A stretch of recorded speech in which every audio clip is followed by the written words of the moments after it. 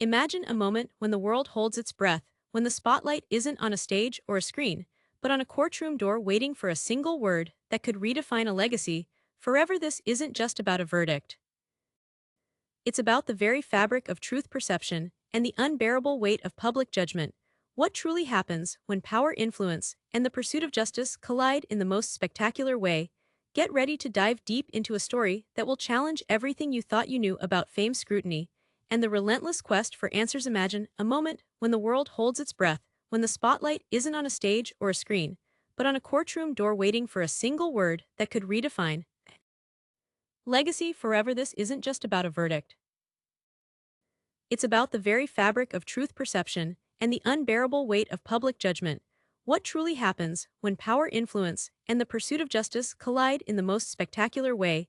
Get ready to dive deep into a story that will challenge everything you thought you knew about fame, scrutiny, and the relentless quest for answers. This is a story that begins not with a bang, but with a whisper, a ripple of speculation that eventually swelled into a tsunami of public discourse. It starts in the hallowed halls of power, not political power, but the intoxicating kind that comes with global recognition, with an empire built on creativity, ambition, and an almost mythical aura. Our central figure, let's call him the architect, had crafted a world of sound and vision, a universe where dreams were not just chased, but captured, where every beat was a heartbeat for millions. He was more than an artist. He was an institution, a symbol of what was possible when talent met relentless drive, a name synonymous with innovation and unparalleled success. But even the grandest architectures can develop cracks, and for the architect, those fissures began to appear not in the form of fading popularity or creative stagnation, but from a much more insidious source. Whispers of accusation, then shouts, then the undeniable roar of formal legal proceedings. The very air changed around him, once filled with adoration, and the hum of success, now thick with suspicion, and the chilling silence of impending judgment. The journey into the legal labyrinth is often portrayed as a cold clinical process, a series of procedural steps and arguments. But for someone accustomed to controlling every narrative, to shaping perceptions with effortless grace, this was an alien landscape, one where the rules were immutable, and the narrative was dictated by evidence, testimony, and the cold hard letter of the law. The initial shock, the disbelief that such an empire could be challenged in this way, quickly gave way to a grim determination. There was a legacy to protect, a truth to reveal, and an entire life's work to defend from the onslaught of allegations that threatened to dismantle it brick by painful brick. As the legal machine churned, the public, ever hungry for drama and resolution, became the ultimate jury. Every piece of information, every leaked document, every carefully worded statement from either side was dissected, analyzed, and amplified through the echoing chambers of social media and traditional news. The architect, once a master of public relations, found himself in an unprecedented position. His image, his very character, was no longer entirely in his control. It was being shaped by headlines, by soundbites, by the collective conscience of a world eager to participate in the spectacle. The media circus was relentless, a swirling vortex of cameras, microphones, and speculative headlines. Every arrival at the courthouse became a grand entrance, every departure a scrutinizing exit. The lines between entertainment and serious legal proceedings blurred, creating a bizarre hybrid where justice was a show, and the stakes were higher than any chart-topping single or blockbuster film. Yet within the sterile confines of the courtroom, a different reality unfolded. Here the drama was not manufactured, but organic, born from conflicting testimonies, cross-examinations designed to expose vulnerabilities, and the meticulous presentation of facts. The emotional toll on everyone involved was immense. For the architect, it was a test of endurance, a daily confrontation with the very accusations that sought to define him, the weight of expectation, the pressure to maintain composure, the gnawing anxiety of an uncertain future. These were burdens that even the most celebrated figures rarely experienced with such intensity. The defense team worked tirelessly, attempting to dismantle the prosecution's case, to plant seeds of doubt, to present an alternative narrative that aligned with their clients' unwavering assertion of innocence. They delved into the minutiae of timelines, scrutinizing every detail, questioning every motive, and challenging every piece of presented evidence. This was a battle of narratives, a clash of perspectives, all playing out under the watchful eyes of a jury tasked with the monumental responsibility of discerning truth from allegation. the prosecution, equally resolute, painted a picture of calculated wrongdoing, meticulously building their case brick by painful brick. They presented their witnesses, their evidence, their interpretations, aiming to create an unshakable argument that would lead to a definitive conclusion of guilt. The courtroom, often a place of quiet deliberation, became a crucible of human emotion where fear, anger, hope, and desperation simmered beneath the surface of formal procedure. Days bled into weeks, weeks into months. The initial fervor of public interest might have ebbed and flowed, but the core group of observers remained fixated, waiting for the pivotal moment. Discussions raged online and offline. Some vehemently supported the architect, clinging to memories of past achievements and expressing unwavering faith in his character. Others were equally convinced of his culpability, fueled by the gravity of the accusations and a desire for accountability. The case became a mirror reflecting societal anxieties about power, privilege, and the pursuit of justice in an increasingly complex world. It forced uncomfortable conversations about fame's protective shield, the mechanisms of legal systems, and the inherent difficulty of discerning truth when narratives are so fiercely contested. Finally, after what felt like an eternity, the arguments concluded. The closing statements, powerful and poignant, served as a final distillation of each side's position, a last chance to sway the minds of the jury. Then came the agonizing silence, the waiting period, where the fate of a person, and perhaps a legacy, hung precariously in the balance.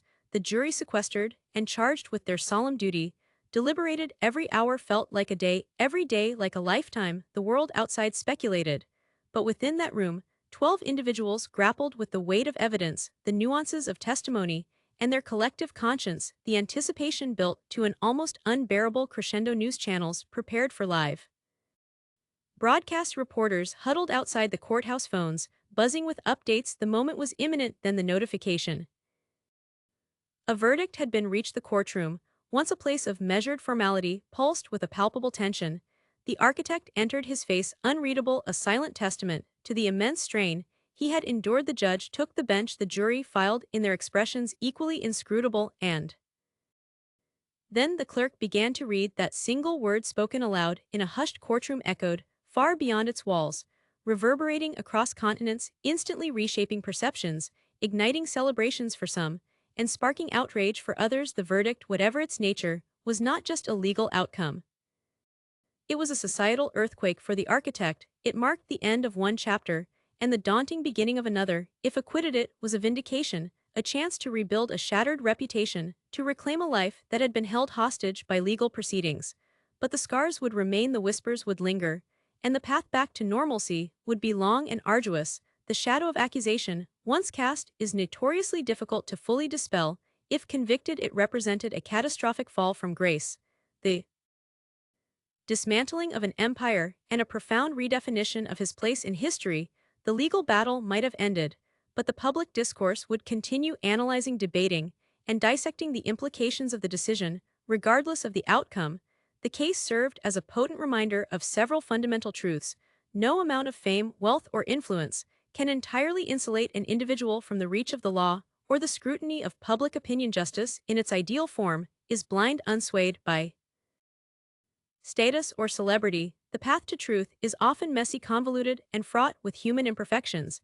And perhaps most importantly, the power of a single verdict to alter lives, redefine legacies, and ignite global conversations is truly immense. The story of the architect, like many high-profile legal sagas, is a complex tapestry woven with threads of ambition, accusation, defense, and the relentless pursuit of an elusive truth. It is a testament to the resilience of the human spirit under extreme duress, the unforgiving nature of public judgment, and the enduring quest for accountability in a world that often grapples with its own moral compass. The final word may have been spoken in a courtroom, but the narrative in the court of public opinion will continue to unfold, evolving with every reflection and every passing year, a constant reminder of the unseen battles fought when fame meets justice in the relentless glare of the public eye.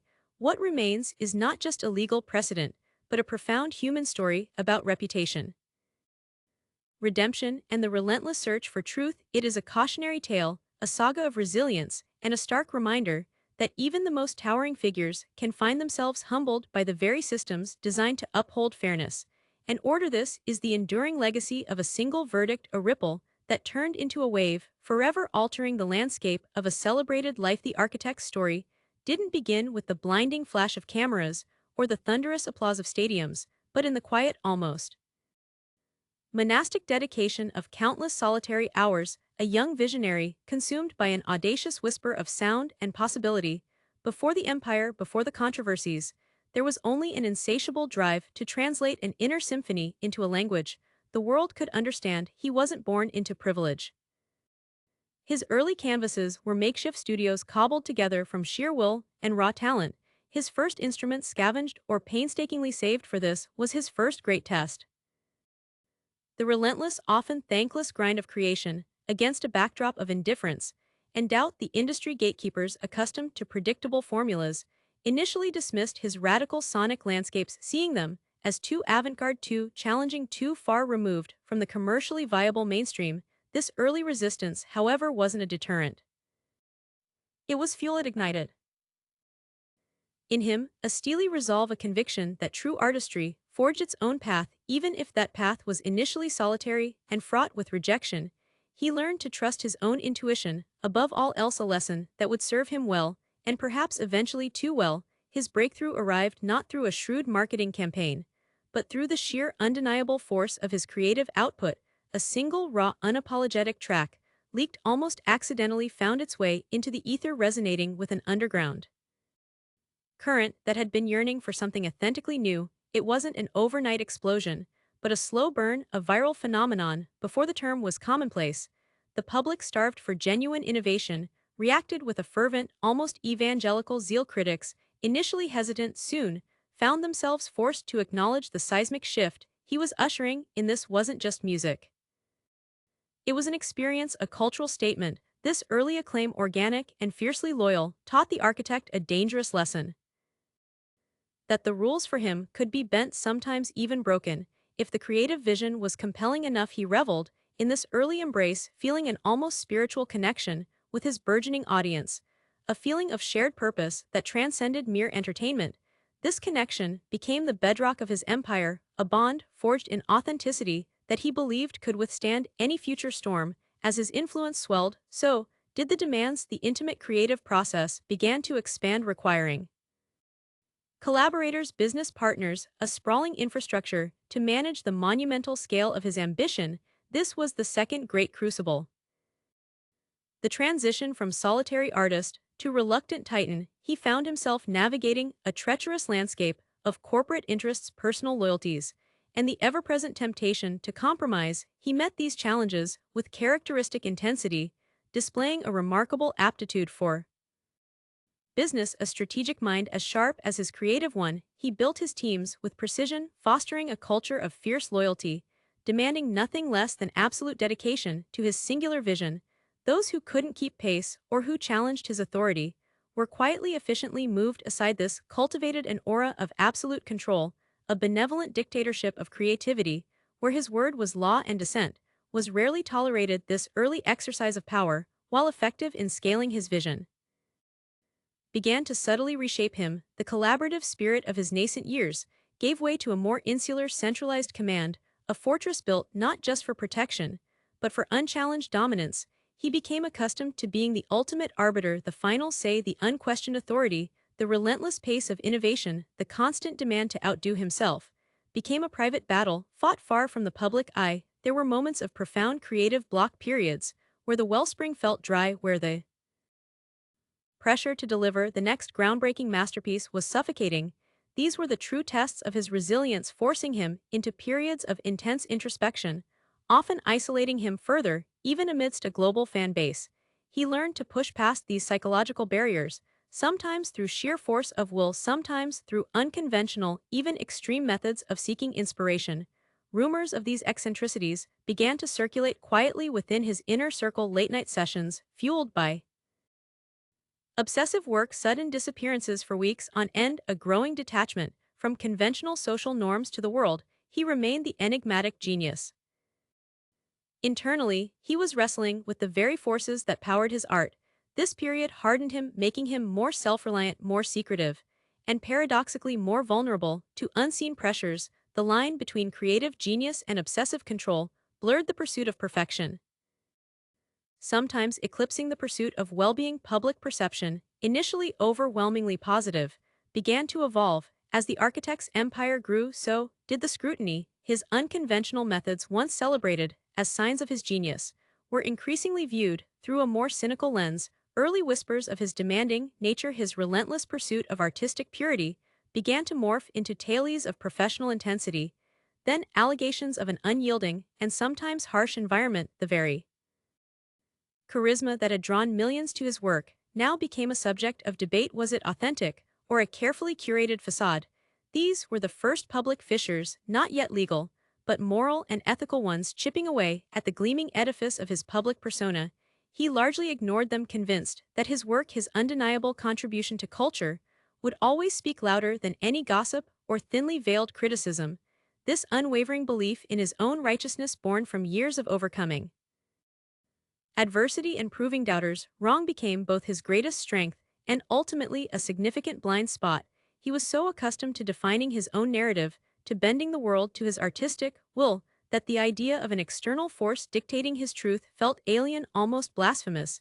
He had built an empire on innovation and audacity, an architect of soundscapes and experiences.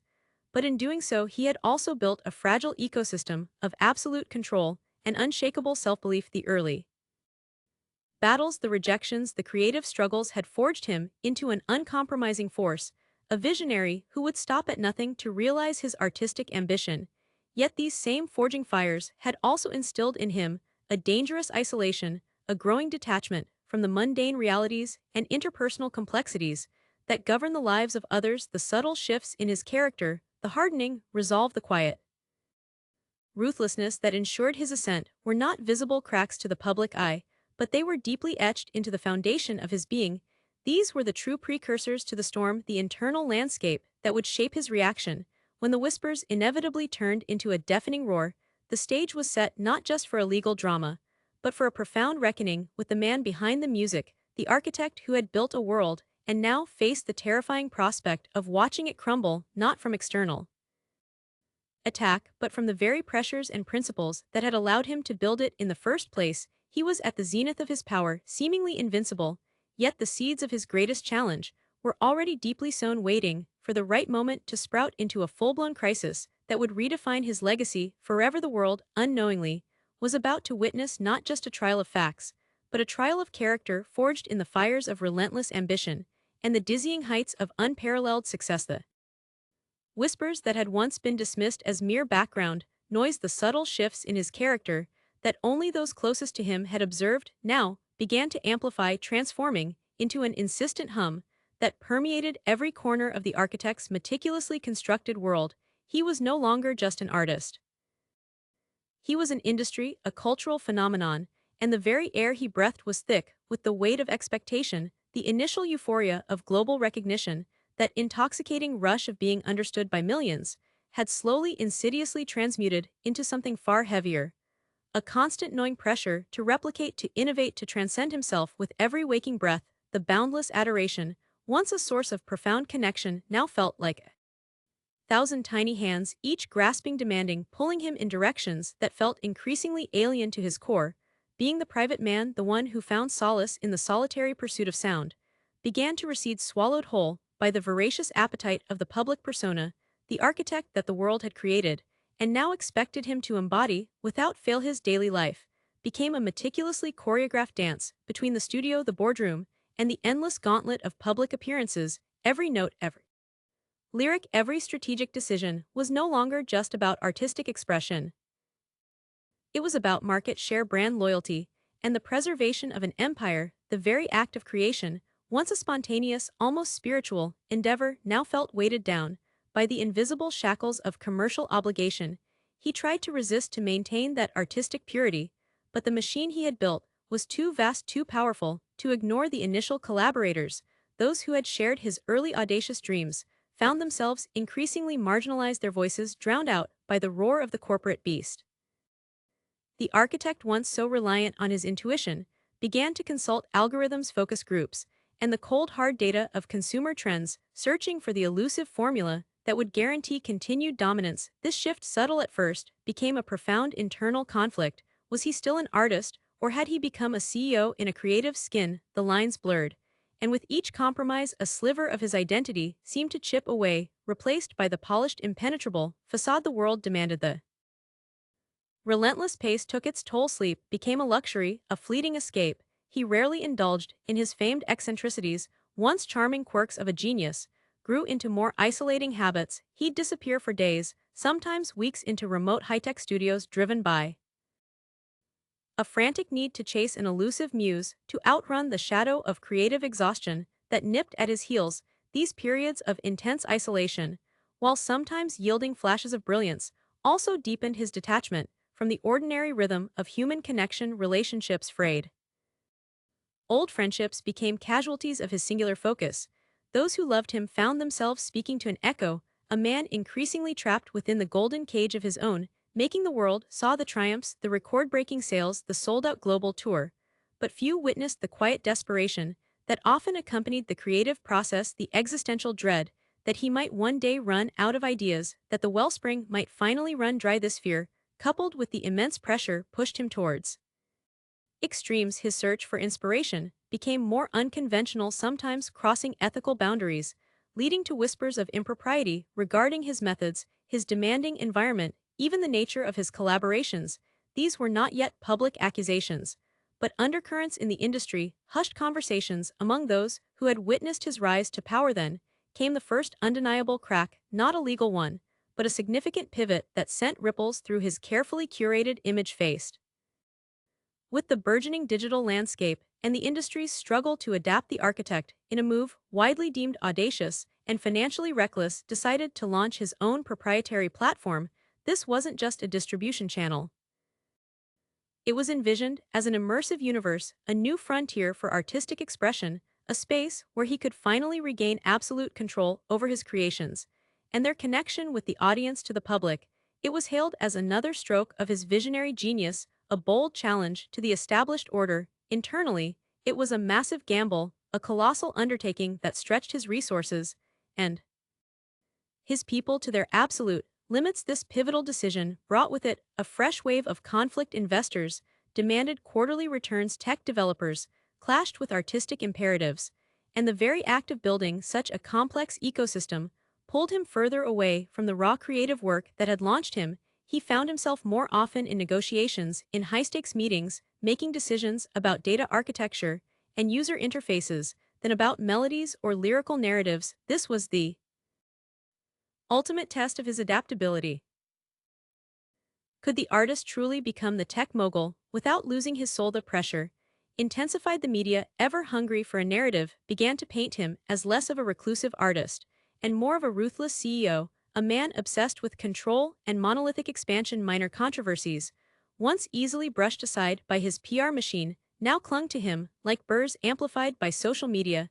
There were reports of grueling work hours for his employees, tales of aggressive business tactics, and a growing perception of arrogance. He dismissed them all as the inevitable price of groundbreaking success, a testament to his uncompromising vision.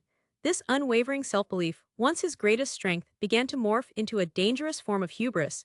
He was so accustomed to being right, to defying expectations, that the very idea of external criticism, especially from those he deemed less visionary, felt like an affront, a misunderstanding of his unparalleled genius. He started to believe his own myth, to see himself as untouchable above the petty squabbles and ethical considerations that constrained lesser mortals. This growing detachment from reality, fueled by isolation and absolute power, created a perilous blind spot. He was surrounded by sycophants and loyalists who rarely challenged his increasingly autocratic decisions, further cementing his belief in his own infallible judgment. The public image, once seamlessly integrated with his private self, began to fracture. The architect the world adored was a charismatic, enigmatic innovator. The architect behind closed doors was becoming increasingly rigid, demanding, and perhaps profoundly lonely. He yearned for the authenticity of his early days, for the pure, unadulterated joy of creation. But the path back seemed obscured by layers of fame, wealth, and the sheer momentum of his colossal enterprise. He tried to adapt, to find new ways to connect, to reinvent himself, but each reinvention felt less like a genuine evolution and more like a desperate attempt to outrun the growing shadow of public cynicism and personal burnout, the true transformation was happening internally.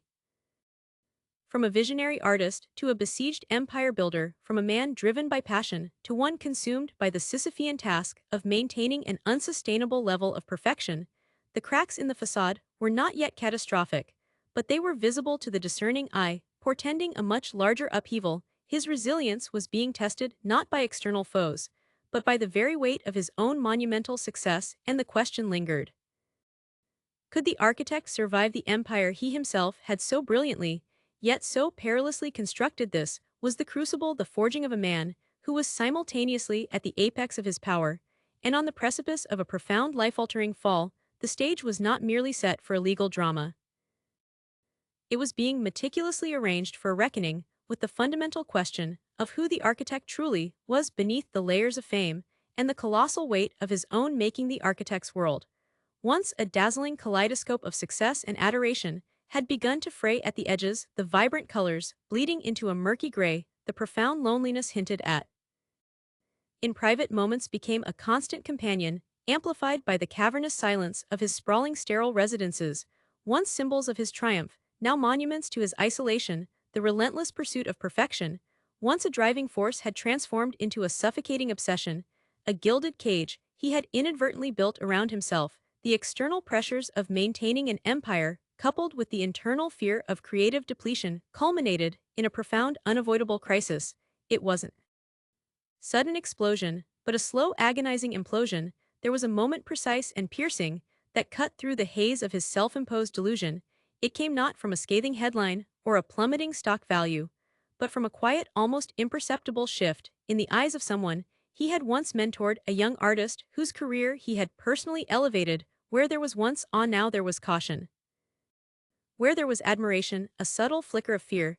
This unvarnished reflection, devoid of the usual sycophancy, was a colder shock than any public outcry. It was a mirror held up not to his fame, but to his humanity, or what was left of it. He saw a man driven by ambition to the exclusion of all else, a figure whose touch, once golden, now felt almost Midas-like, turning everything into a commodity, even genuine connection. This chilling realization was compounded by a public spectacle that, for the first time, truly shook his unshakable conviction.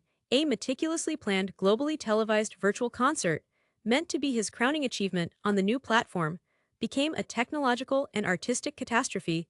Glitches plagued the broadcast, the immersive experience faltered, and what was intended as a monumental artistic statement dissolved into a chaotic, almost comical failure. The digital world, which he had sought to master, turned on him with a ferocity he hadn't anticipated. Memes ridiculed him, fan forums erupted in outrage, and for the first time, his artistic integrity, not just his business acumen, was called into question on a massive scale.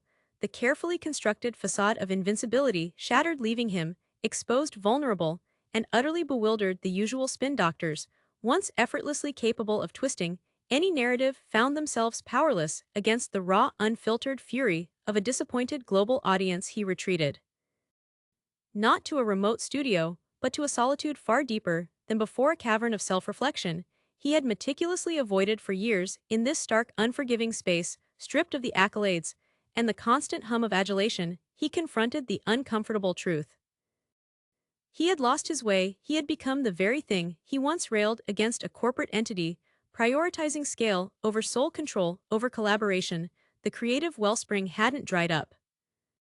It had been choked by the machinery of his own making. The decision for reinvention didn't come easily. It was born from a painful acknowledgement of his own hubris, a searing sense of regret for the connections he had severed, the artistic purity he had compromised. It wasn't about a comeback in the traditional sense, not about recapturing past glories, but about rediscovering the artist within, the quiet visionary who had once simply yearned to share sound. The first step was radical, almost unthinkable for someone of his stature. He dismantled parts of his empire, not in a fit of rage, but with a deliberate surgical precision. He sold off sections of the streaming platform, divested from certain ventures, and most tellingly, let go of many of the layers of management and PR that had insulated him from reality.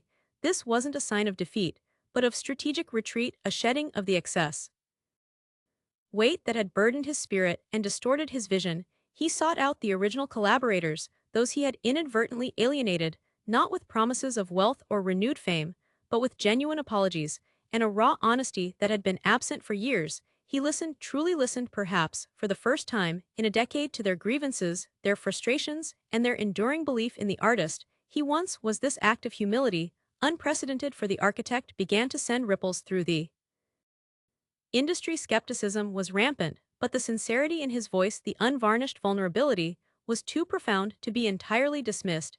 He didn't issue grand statements or embark on a media blitz, instead he returned to the source.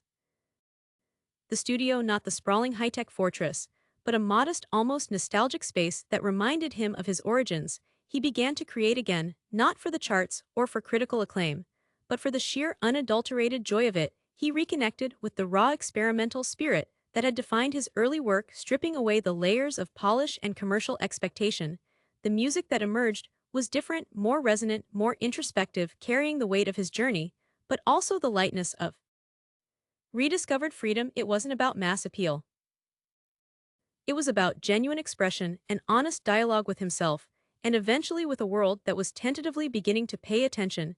Again, he shifted his identity in the public eye, not through manufactured campaigns, but through authentic action. He stopped dictating and started collaborating. He became a mentor, not just in name, but in practice, offering his vast knowledge and resources to emerging artists, not with strings attached, but with genuine support. He spoke openly about his mistakes, about the pitfalls of unchecked ambition, transforming his public fall from grace into a cautionary tale, a testament to the destructive power of hubris.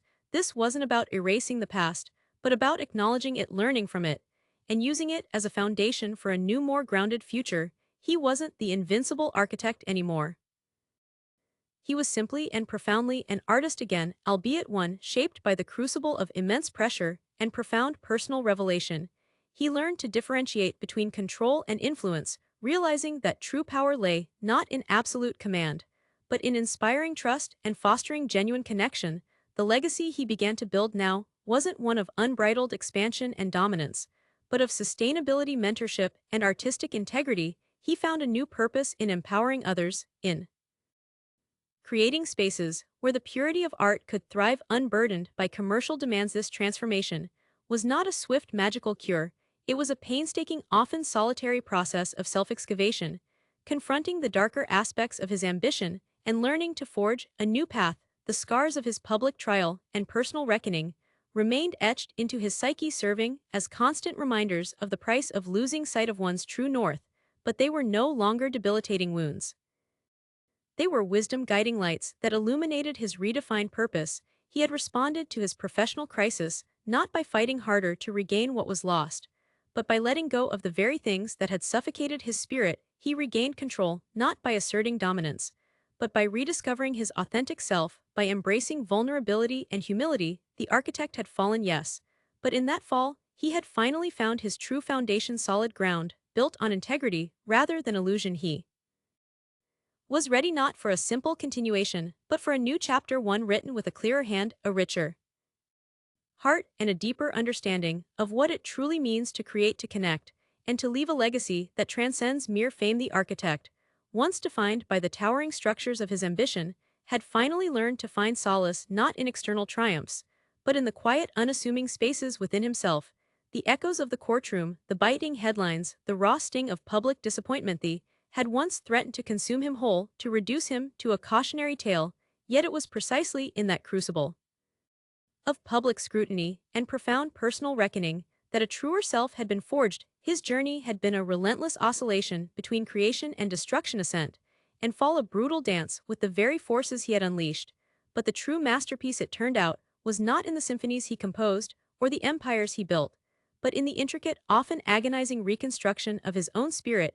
He had emerged from the fire not unblemished, but undeniably refined, the superficial gleam of his former invincibility replaced by the enduring luster of hard-won wisdom. The whispers of accusation, once a chilling cacophony, had quieted, replaced by the resonant hum of his own rediscovered authenticity.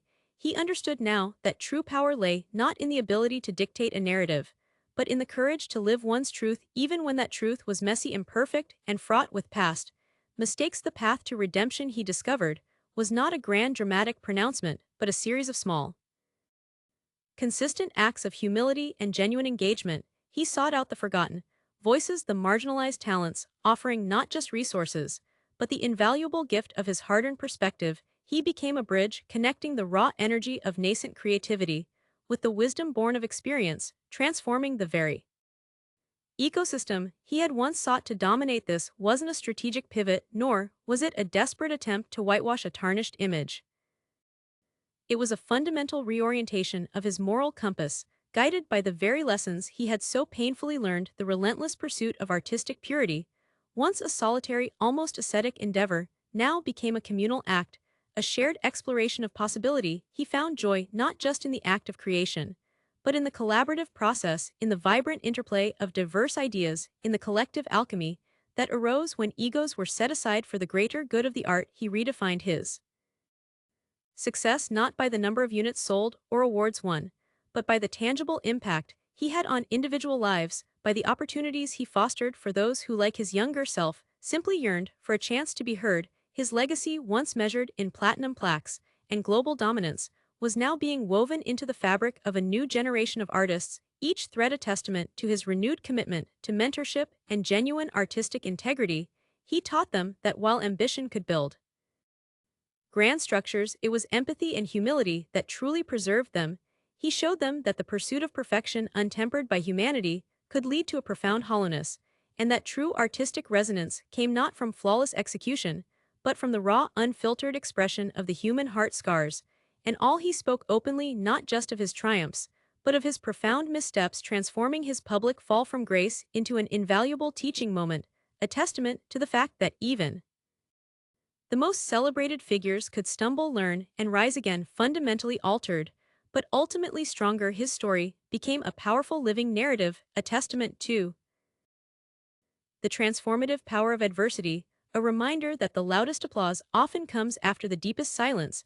After the long, arduous journey through the wilderness of self-doubt and public scorn, the architect's greatest triumph was not in escaping the storm, but in navigating its ferocity, allowing its winds to strip away the artifice, leaving behind only the essential, the authentic. He had returned to the essence of his being, to the quiet space where sound and vision first took form, unburdened by the relentless demands of an insatiable world. This was not a retreat from the world, but a deeper engagement with it, an engagement rooted in genuine contribution rather than mere consumption. His work, now imbued with a profound emotional depth, resonated on a level far beyond commercial success, touching hearts and minds with its honesty and vulnerability. The sounds he crafted were no longer just a reflection of his own genius, but a symphony of shared human experience, a testament to the enduring power of art to heal, to connect, and to inspire. The narrative that had once been dictated by headlines and legal briefs was now being written day by the quiet dignity of his actions, by the palpable shift in his spirit. He had learned that reinvention was not about changing who you were, but about rediscovering and nurturing the truest, most resilient parts of yourself, those parts that had perhaps been forgotten. In the dizzying ascent to the top, his journey became a universal tale, echoing the struggles and triumphs inherent in every human life. The battle against inner demons, the quest for self-acceptance, the courageous act of rebuilding when everything seems lost. It reminded us that the true measure of a life isn't found in its peak achievements, but in its ability to bend without breaking, to learn from its fractures, and to rise again, forever changed, yet profoundly enriched. The architect, once an enigma, had become a living embodiment of resilience, a testament to the power of transformation, a quiet beacon, illuminating the path from the ashes of hubris to the enduring light of humility and renewed purpose. His legacy would not be defined by the shadows of accusation, nor solely by the dazzling heights of his early fame, but by the profound depth of his humanity, by his courage to face the mirror, and by the indelible mark he left not just on the world of sound, but on the very soul of what it means to be truly, enduringly human. In the end, his story wasn't just about a verdict. It was about the lifelong pursuit of truth, the quiet triumph of the spirit, and the enduring power of reinvention, echoing softly through the chambers of time, a timeless melody of transformation. What did this story reveal to you about the intersection of fame and justice? Share your thoughts in the comments below.